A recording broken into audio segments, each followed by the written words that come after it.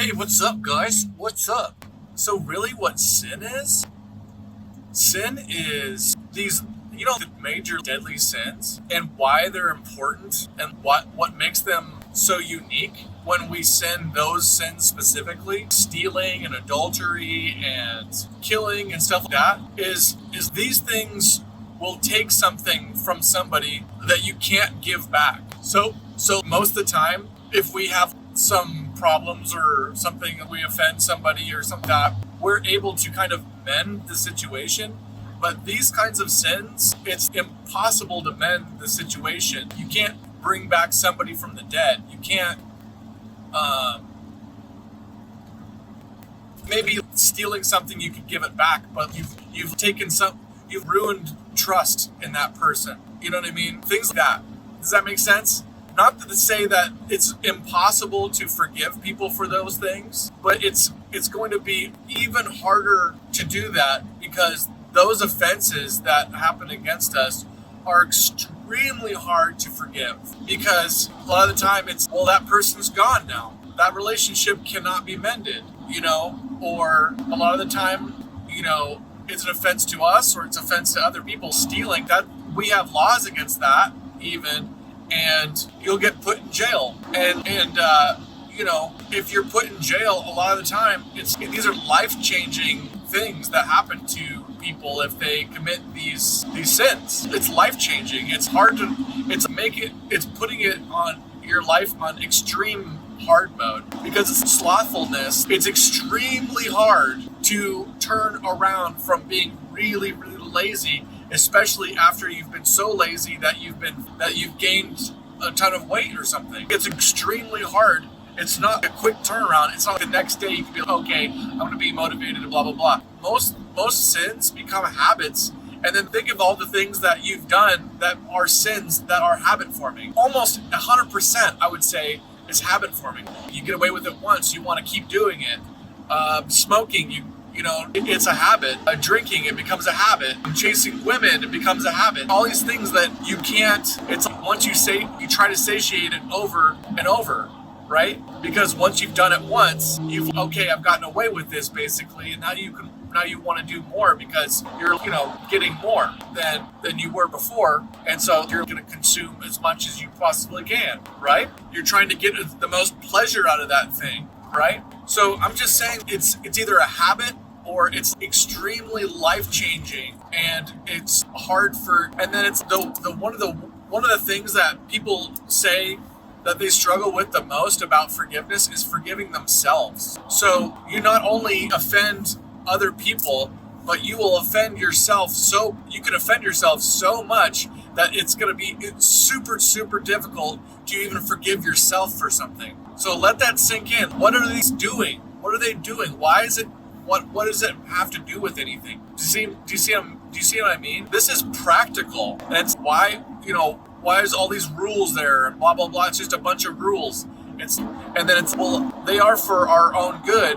And then why? Why is it for our own good? And that's why we need to, because forgiving ourselves and forgiving others, it strains yourself. It can strain you extremely to try to do that, especially if you have to deal with the consequences afterwards that are life-changing consequences of your actions, the things that you've done that you have to now deal with the consequences from. Now you're divorced, and I'm divorced, and maybe the people who have hurt me have caused me to trust a lot less. It's how many times have I just been tempted to feel, just to give up on women because I've been hurt by them a lot, or to give up on friendships because I've been hurt by them. How many times have I been tempted to just say screw it and screw those people, and and where were they when I needed them, and blah, blah, blah, blah, blah, right? It's very tempting to do that and to throw these people away and stuff like that.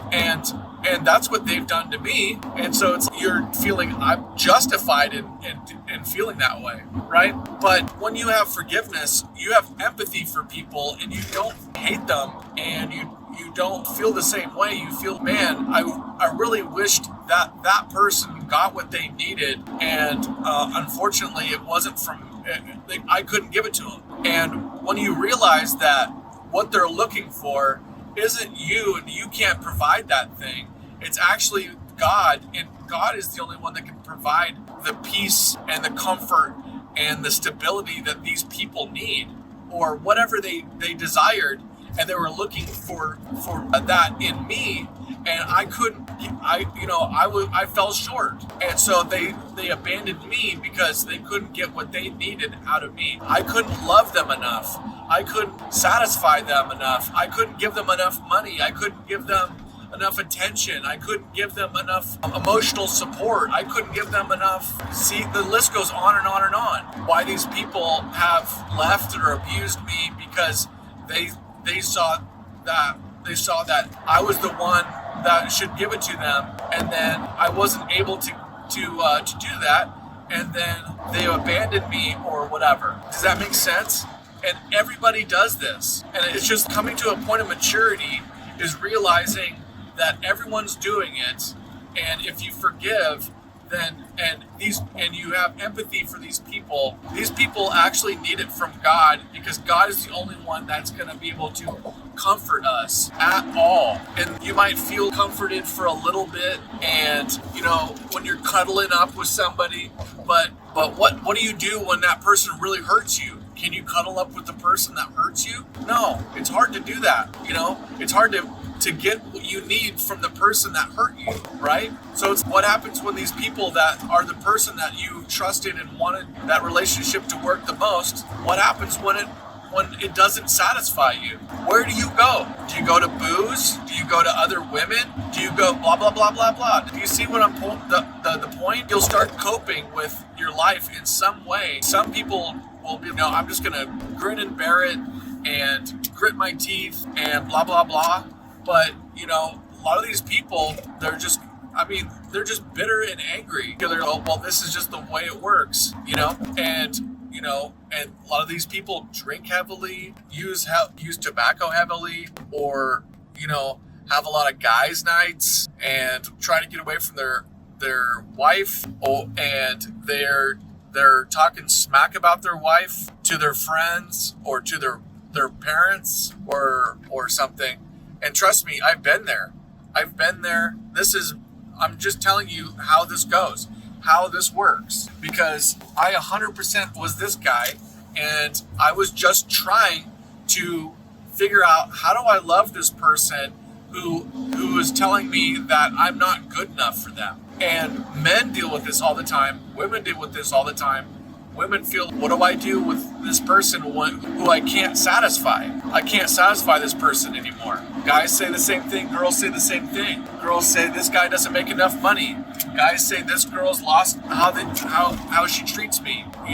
This girl doesn't give me enough time or attention. Girls say this guy doesn't give me enough time or attention. It's the same thing. And what I'm saying is, these offenses that we're doing back and forth to each other to try to solve this problem, it's not gonna work.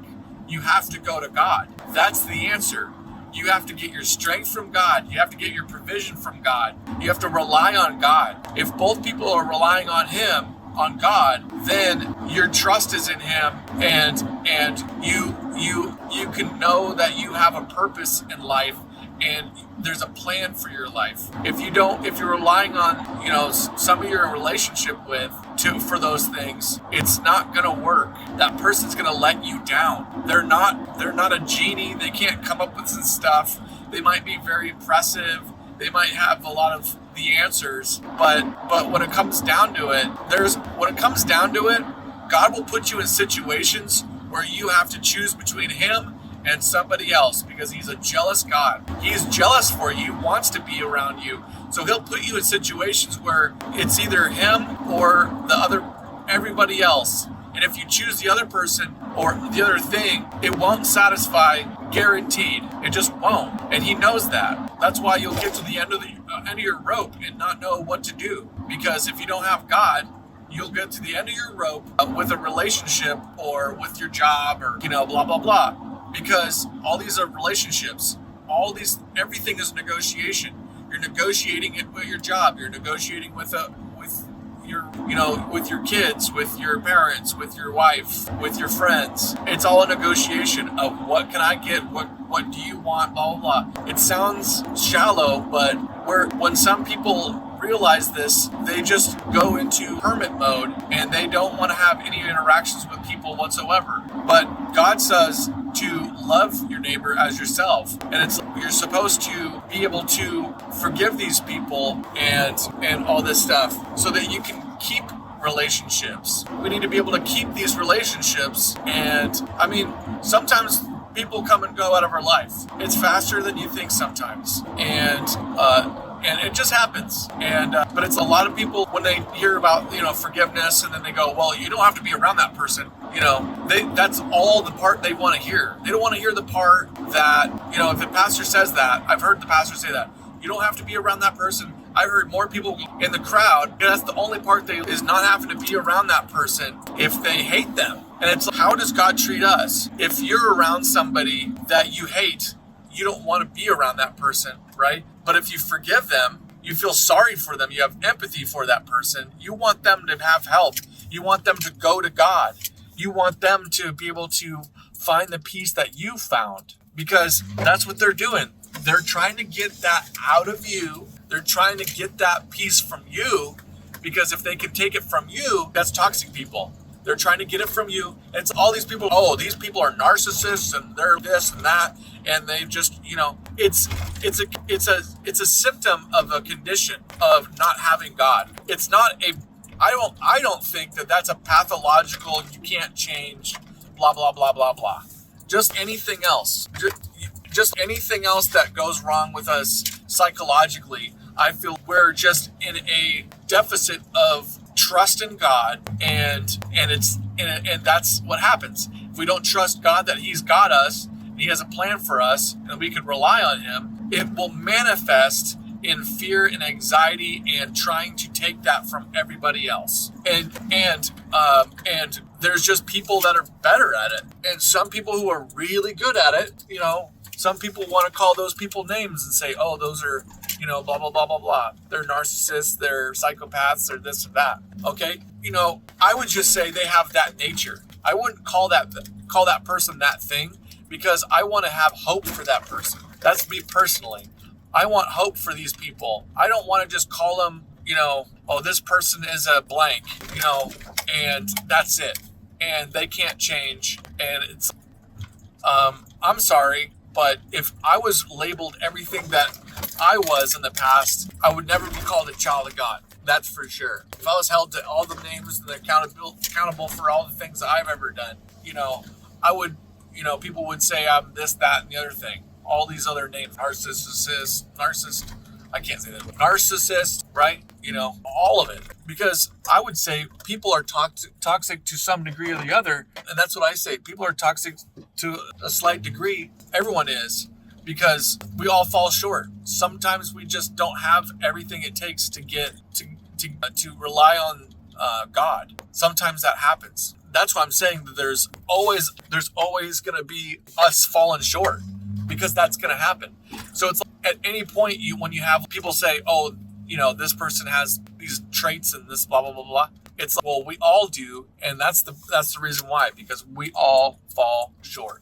And when you start labeling people that, and you start diagnosing people that, that's when I have a problem, because how are you going to justify trying to help them and then labeling them that? And it's like, if they've been labeled that, that's it, right? You've now put them in that box and yourself, and now you're going to try to help somebody you've put in that box. I just don't understand it.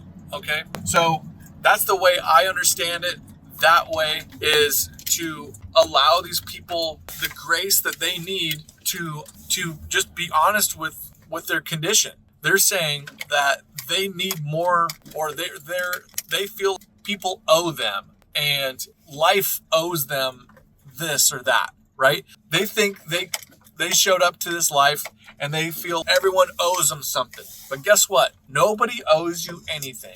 Nobody owes you a darn thing. And even if you tried your hardest and you worked all day and night for something, and something slips out of your hands, you still weren't owed that thing. Does that make sense? You still aren't owed it. Nobody owes you. Nobody owes you a dang thing. It's once you start feeling people owe you because this is the way you think your life is supposed to go, that's a slippery slope down to not trusting God. And when you're not trusting God, you're gonna have a lot of problems, because trusting God is what faith is. Faith is no matter what's happening, God has a plan for my life. Does that make sense? So you have to have faith. You have to trust God, and nobody owes you a darn thing. And I'm trying to help those people, not just trying to label them and try to save the people who just call everybody names. Oh, that person's a narcissist and this. You're acting self-righteous. Sorry, we're all a little bit toxic. You're not any better than anybody else, because you might have some part about your nature that offends somebody because you're trying to get what you can out of somebody too, right? So we're all trying to negotiate this. The problem is what I'm trying to negotiate from you and you're trying to negotiate from me.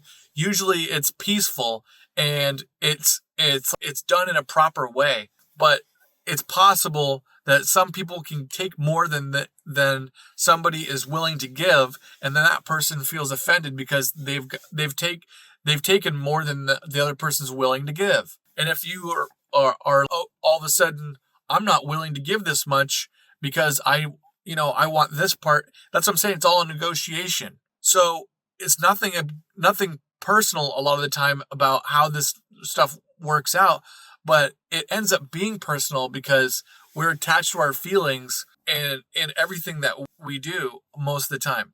So instead of being attached to our feelings and feeling a certain way all the time about all this stuff, we're supposed to give it to the Lord if we feel overwhelmed with it. We have some attachment to things, but what we're supposed to do is honor God with everything we have and everything we do, so that at some point that we do feel some sort of way where we're super offended over something. That's when it's like, it's too much, it's too far, I'm not willing to negotiate this, but at this point, I can't do anything about this. If it's possible to do something, you're supposed to do what's possible and leave the impossible for God, okay? Do what's practical, do what's within reason to remain peaceful, but everything else you have to give to the Lord. That doesn't mean do the least amount of work that you really want to do and then just say, oh, I hope God picks up the rest. You literally have to do as much as you can to fix the solution, to find the solution. Sometimes it's really hard. Like I said, if some people offended you in a large way, it takes more. It's a bigger problem to solve. And it's sometimes easy for the smaller problems and harder for the big ones. And so that's what I'm saying. These bigger and bigger offenses, we're trying to not do that to people so that they don't have to overcome such a giant problem to solve emotionally and psychologically and physically and financially. You know what I mean? We're not trying to burden these people with these offenses. We're trying to spare them as much as we possibly can, because we're supposed to treat others as we treat ourselves. We wouldn't want that for ourselves. We would want that for the other person. It's the golden rule. There's no platinum rule out there. There's no treat others how they want to be treated. No. Treat others how you would want to be treated. You would want the same for yourself, for others. Hopefully you have, self-respect and all this other stuff for yourself so that you can also, show that to other people. But if you don't have any, if you're not, I hate using self-respect because it's kind of a loaded word, but it's one of those psychobabble words that mean way too much than I'm trying to explain. But I mean sovereignty when I'm saying self-respect. I mean sovereignty. We're supposed to have sovereignty over ourselves and wish the same sovereignty over other people. Sovereignty is a better word than self-respect. That's a loaded word, okay? Because the reason why is no one really owes you any respect. So it's I need to respect other. It's a slippery slope again, because no one owes you anything. So you don't have. If someone doesn't respect you, they don't owe it to you. Okay, so that's what I'm saying. If you treat somebody the same way you want to be treated, people say, "Oh, I treat myself with self-respect. You should treat me with respect." And that's not how it works. Okay. That's because if someone disrespects you, that doesn't mean that you have the right to judge them and condemn them and blah, blah, blah, blah. Does that make sense? Because they don't owe you anything. You still have to forgive them.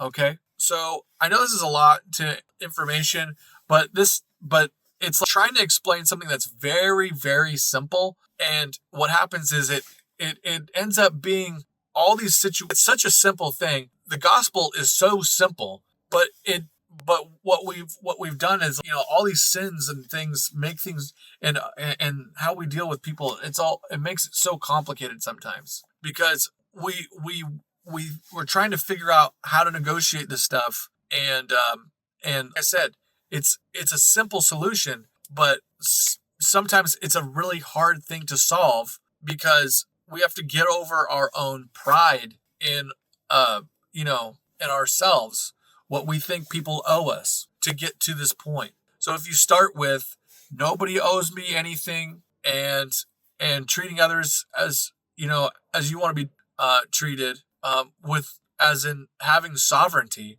Sovereignty is respect for people's boundaries and everything too. It's if I have a boundary, meaning sovereignty. This is a microcosm of big things. Countries and people, they should have boundaries. If you cross those boundaries, it creates problems, right? Because now it's coming into my house uninvited. You're putting me in a threatening position, because do you see what I mean? You're not allowing me to feel sovereign and safe in my house, and you've taken that safety away from me because I can't say you have to leave. If you're just coming into my house uninvited, does that make sense? So if some country is invaded, you see what I'm saying? They need to have sovereignty. Same thing with people. We need to have sovereignty in our lives. Same thing. So in that way, it is a respectful thing, but I just don't want to use those big loaded words, because sovereignty is more clear. People understand what sovereignty is more than, respect, because all of a sudden they go, yeah, dude, my girlfriend's just stopped respecting me but I respect her, but she doesn't respect me. That's just, you see what I'm saying?